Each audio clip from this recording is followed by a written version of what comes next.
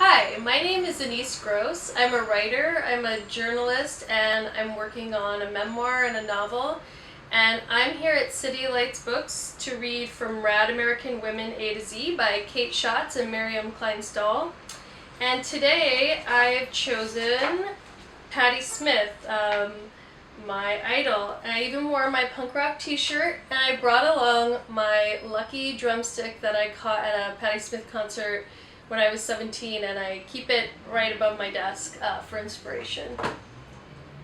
Alright. Patti Smith, who put the poetry in punk rock. When she was young, Patti Smith didn't seem much like a future rock star. She was shy, skinny, and awkward, and often sick. And despite all that, she believed in herself. Patti loved all kinds of art. She listened to jazz and rock music, read poetry, and learned about artists like Picasso. She was inspired by them, and she knew she wanted to make art too. When I was a little kid, I always knew that I had some special kind of thing inside me, she remembers. Patti tried working at a regular job, and she tried going to college, but her creative dreams were too powerful to put on hold. She moved to New York City in 1967 and started hanging out with photographers, painters, playwrights, and musicians. It was an exciting and creative time. Patti and her new friends made art together, and she often shared her poetry. But she didn't just read her poems. Patti was loud and bold, and she used her body and her voice to communicate emotions. She started performing her poems while her friend Lenny played guitar, and eventually she began to sing. She started a band, and people packed into clubs to see this new kind of music called punk rock. Punk rock was like rock and roll, but louder and more messy and fun. The guitars were wild, the drums were fast, and the performers were sweaty and thrilling. And like rock and roll, punk was dominated by men, but not when Patti was on stage. She would fearlessly wail and howl her words into the microphone. When she jumped and danced, she was no longer the shy, sickly, scrawny kid she'd once been.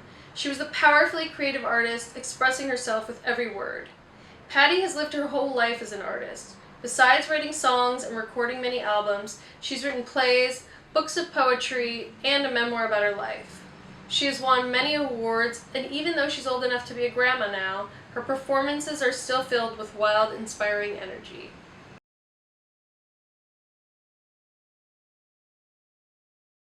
I chose Patti Smith because I grew up as a pretty nervous, awkward, loner, bookish type kid, and I always wanted to be a writer, but nobody really encouraged me to be a writer, and a lot of people even tried to sort of steer me away from that path for various reasons. It's too hard to make it, maybe you don't have enough talent, on and on and on. And I remember listening to Patti Smith, as a teenager, and really feeling like she inspired me to kind of not care too much what other people thought of me, and to just make a go of it on my own. And so that's how I ended up here now.